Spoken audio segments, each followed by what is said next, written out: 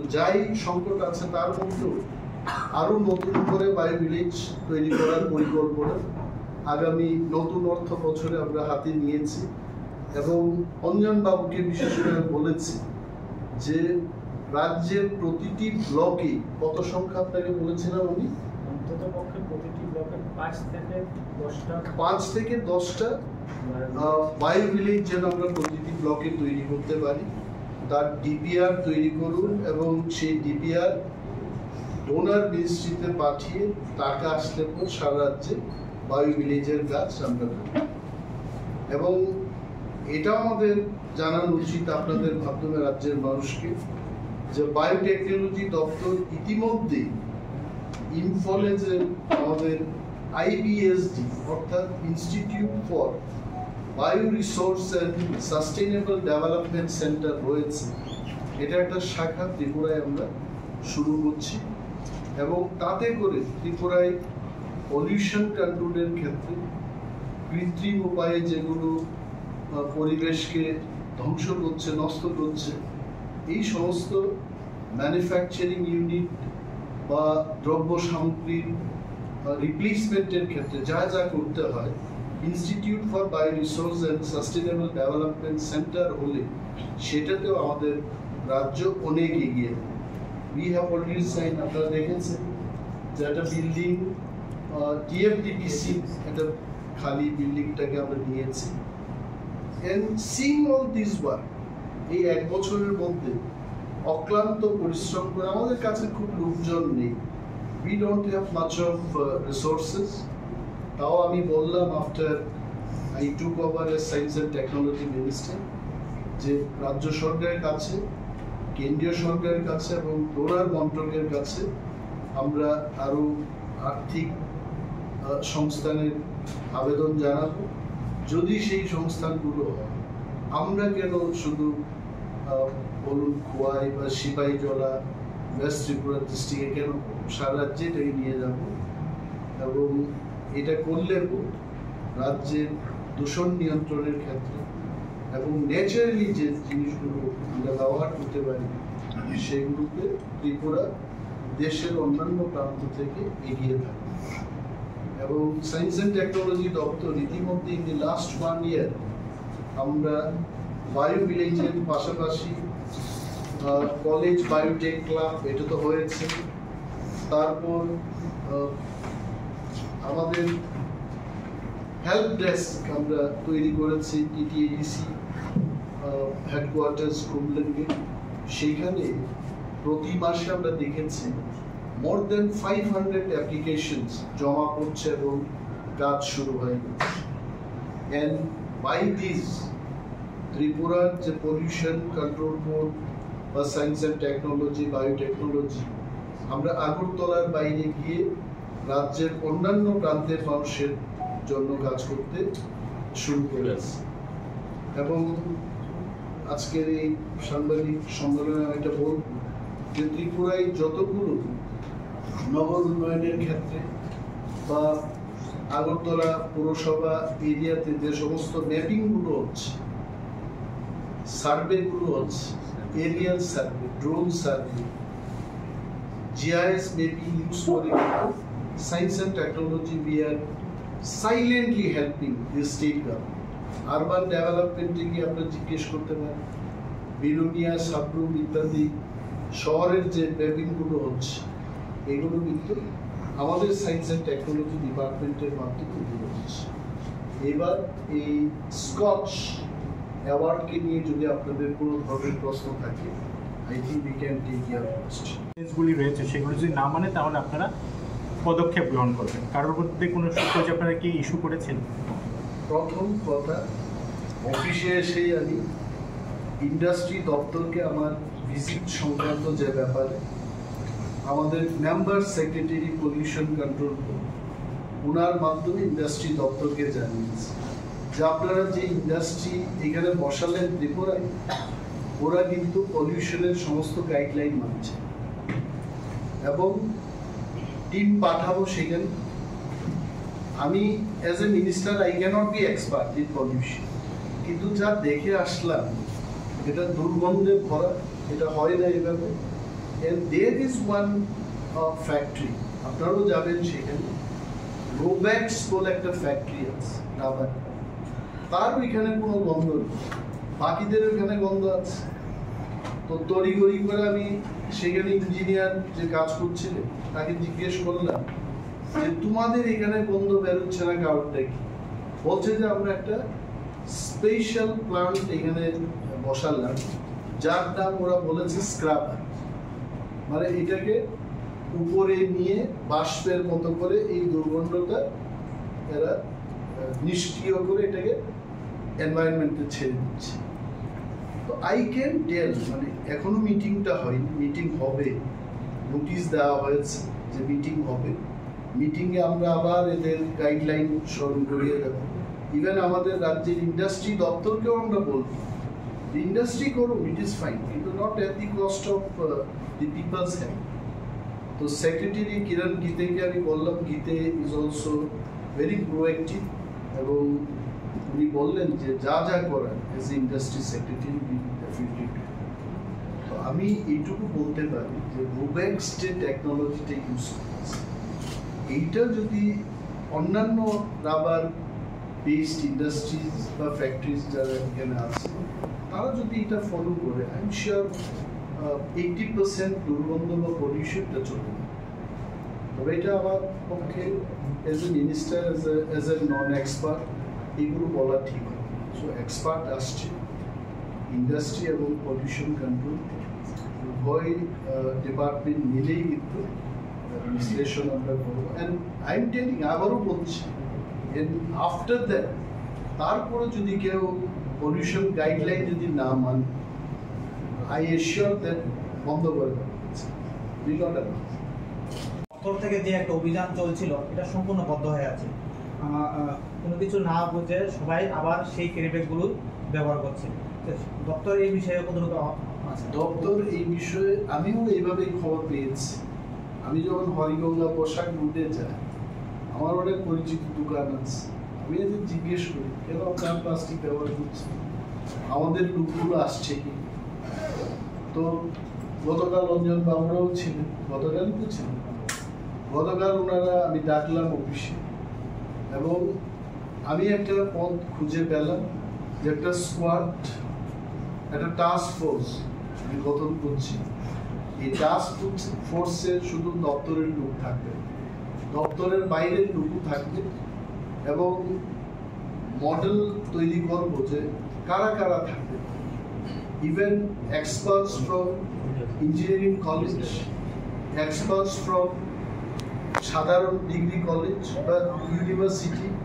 ওই সমস্ত এক্সপার্টদের নিয়ে একটা টাস্ক ফোর্স গঠন করবো এবং হানার ব্যবস্থা করতে, হানাদারি দিতে হবে। এটা না করলে পরে এটা হবে। তো আমি যদি এখন আমার দপ্তরের প্রসঙ্গে বলি যে দপ্তরের লোক যাচ্ছে না, ইট ইজ নট দ্যাট, কিন্তু কোনো কোনো ক্ষেত্রে দপ্তরের পলিউশন কন্ট্রোল বোর্ডটা হচ্ছে উপদেষ্টা কমিটির মতো, দে অনলি উইল অ্যাডভাইস, কিন্তু অ্যাডভাইসটাকে কার্যকর করতে গেলে টাস্ক ফোর্সের ডিএম এর ভূমিকা থাকে।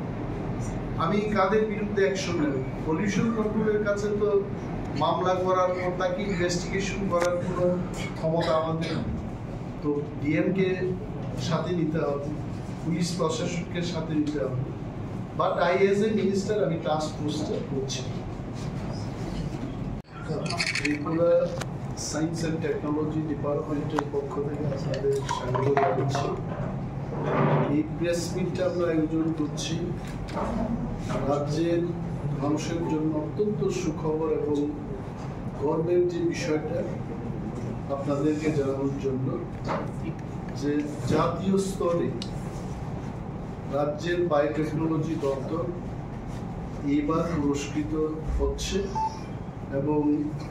বায়োটেকনোলজি ডিপার্টমেন্ট যে কাজটা করেছে সেই যে সংস্থা এটার মূল্যায়ন করছে যে দেশে, তার নাম হচ্ছে স্কচ, এবং এই অ্যাওয়ার্ডটাকে স্কচ অ্যাওয়ার্ড বলে আমরা জানি। এই সম্মানটা কিন্তু আমি যতটুকু আমাদের কাছে খবর আছে 27টি রাজ্যের থেকে 400টি প্রকল্পের জন্য সেখানে আবেদন করে এবং ডিফারেন্ট স্টেজে কম্পিটিশনের পর আমাদের রাজ্য ত্রিপুরা, যার বায়োটেকনোলজি দপ্তর আগামী 29শে মার্চ 2025 নয়াদিল্লির হ্যাবিটেট সেন্টারে একটা অনুষ্ঠানের মাধ্যমে আমাদের কাছে এই সম্মাননা তুলে দেওয়া হবে। আমি আমাদের দপ্তরের যারা বিজ্ঞানীরা কাজ করছে বায়োটেকনোলজি দপ্তর এবং সায়েন্স অ্যান্ড টেকনোলজি দপ্তর, সচিব মহোদয় এখানে আছে, ডক্টর কে শশী কুমার, এবং বায়োটেকনোলজি যিনি এখানে if we can tell that কর্ণধার বললেই চলে, আমাদের রাজ্যের বিশিষ্ট যিনি গবেষক এবং অফিসার অঞ্জন সেনগুপ্ত, যার উদ্যোগে এই বায়োটেকনোলজি দপ্তরে এত বড় কাজ আমরা করতে পেরেছি। এবং বায়োটেকনোলজি প্রজেক্টের যা যা কাজ হয়েছে তাতে I can tell all of you all যে 17টি রাজ্যের কলেজকে বায়োটেক ক্লাবের মধ্যে আমরা এনে এই গবেষণার কাজগুলো করেছি, এবং আগামী বছর আরো 4টি কলেজকে আমরা এই বায়োটেক ক্লাবের অন্তর্ভুক্ত করতে চেষ্টা করছি। এবং যে পরিমাণ টাকা দেওয়া হতো I can tell this much সীমিত যে আর্থিক আমাদের অবস্থার মধ্যে আমি এটাকে বাড়িয়ে আই থিঙ্ক 2.5 lakhs রিসার্চের জন্য এই টাকা দেওয়া হচ্ছে, এবং আগামী দিন আরো বাড়ানো যায় কিনা সেই ব্যবস্থাও হবে। এবং যে সমস্ত টেকনোলজি ত্রিপুরায় বায়োটেকনোলজির মাধ্যমে আমরা গবেষণা করে যেগুলো তৈরি করতে পেরেছি, I am really happy with this. এবং আরো এই ধরনের টেকনোলজি ত্রিপুরায় আমরা আনতে পারবো যদি আমরা আরো বেশি করে রিসার্চ করি। Production and rearing of laboratories fishes, try-I'd fish, এটা কি তেচোখা, মানে মাছের 3টা চোখ আছে, এবং এটা দিয়ে এই যে তেচোখা যে মাছ, এই মাছের মাধ্যমে আমরা কি করতে পারছি যে মশার যে লার্ভা, এটাকে খেয়ে এই মশার লার্ভাটা কম করে মশার উপদ্রবকে কি করে কমানো যায়, কিন্তু এটা আমাদেরই এখানে সৃষ্টি। মাছের খাদ্য, I think that fish food একটা কৃত্রিম উপায়ে তৈরি করা, একটা পাতার মতো সারাটা পুকুরের মধ্যে বা লেকের মধ্যে এটা ছড়িয়ে পড়তো, মাছ সেইগুলো খেয়ে তাদের ওজন আরো বৃদ্ধি করতে পারে। এই ধরনের টেকনোলজি কিন্তু আমাদের এখান থেকে উঠে এসছে। যে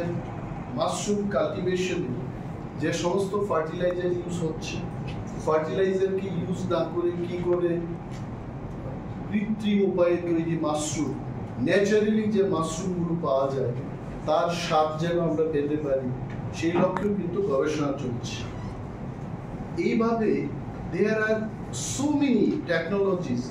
বায়োটেকনোলজি ডিপার্টমেন্ট আমরা আনতে সক্ষম হয়েছে। এবং কলেজে যারা পড়াশোনা করছে ছাত্রছাত্রীদের আই থিঙ্ক 172 স্কুলস, উচ্চ মাধ্যমিক স্কুলের মাধ্যমে আমরা ডিএনএ ক্লাব গঠন করেছি, এবং বিজ্ঞানকে কিভাবে গবেষণার মাধ্যমে ছাত্রছাত্রীদের মধ্যে আরো প্রসার লাভ করাতে পারি সেটাই আমাদের উদ্যোগ। এবং তাতে ছাত্রছাত্রীরা কি করতে পারছে, তারা the students from biotechnology যে ইয়ে থেকে যেগুলো করতে পারছে, where is that, এখানে আছে yes, identification of blood group, যেটা খুব সহজেই ছাত্রছাত্রীরা করতে পারছে, colour from vegetation and organic আবি, এই যে রং খেলার সময় আমাদের বিভিন্ন কেমিক্যাল ইউজ করে যেগুলো করছে, proudly we can tell আমাদের যে স্বসহায়ক দলগুলো আছে they have already demonstrated যে এখানে কোনো কেমিক্যালের কোনো ইউজ নেই, রং তৈরি করতে পারছে। রিসাইক্লিং অফ ওয়েস্ট পেপার, আমরা অনেক কোম্পানির সাথে আলোচনা করছি যে ওয়েস্ট পেপারগুলোকে কালেক্ট করে রিসাইকেল করে বাজারে আবার কি করে আনা যায়, প্লাস্টিকের বিরুদ্ধে যে আমাদের আন্দোলন চলছে বা প্লাস্টিক ইউসেজের বিরুদ্ধে যে অভিযান আমাদের, সেটাকে যদি সার্থক করে তুলতে হয় তাহলে কিন্তু ওয়েস্ট পেপার রিসাইক্লিংটা অত্যন্ত জরুরি। এবং টেকনোলজি আমরা ইতিমধ্যেই আবিষ্কার করতে পেরেছি, it is there with us. তারপর মেডিসিনাল গার্ডেন, এটা আমরা অনেক বায়োভিলেজে এটা করছি।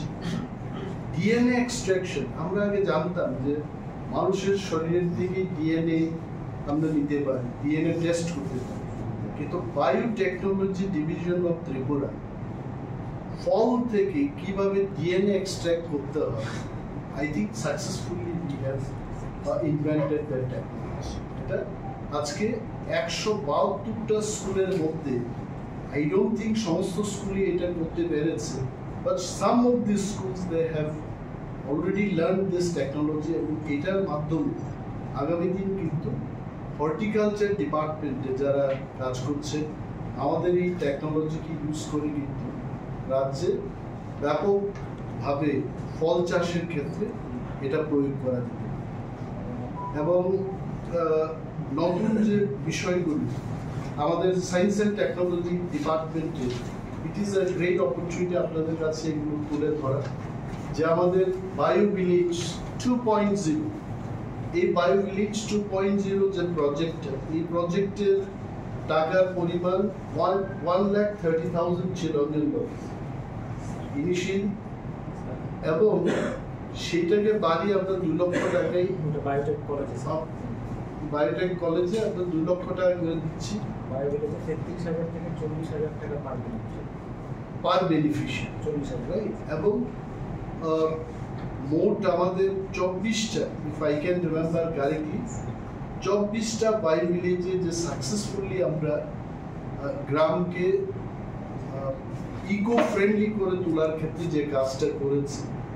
Now I am having tremendous demand. রাজ্যের সমস্ত ব্লক থেকে ইডিও সাহেবরা এখন আমাদের বলছে যে আমাদের এখানে বায়ো ভিলেজ 2.0 এই প্রজেক্টটা আপনারা, ইট ইজ সম্মান। আর এই যে সংস্থা, what is the basically Scotch সম্পর্কে আমি এটাই বলবো, দে আর বেসিক্যালি নীতি আয়োগ ধারা পরিচালিত যে সমস্ত কাজকর্ম, এই কাজকর্মগুলো কোথায়, কোন রাজ্যে, কোন প্রান্তে সঠিকভাবে রূপায়ণ হচ্ছে এটা তারা দেখে। 3 sectors they give most important. একটা হচ্ছে কমফোর্ট অ্যান্ড স্কিল ডেভেলপমেন্ট ক্ষেত্রে এরা যাচাই করে থাকে যে কে কি কাজ করছে। ইকোনমি, ইনক্রিজড এডিশনাল ইনকাম, মানুষের যে এডিশনাল ইনকাম হচ্ছে না সারা দেশের মধ্যে, কিন্তু এই স্কচ সংস্থা এরাই কিন্তু দেখে থাকেন যে কারা কি করছে।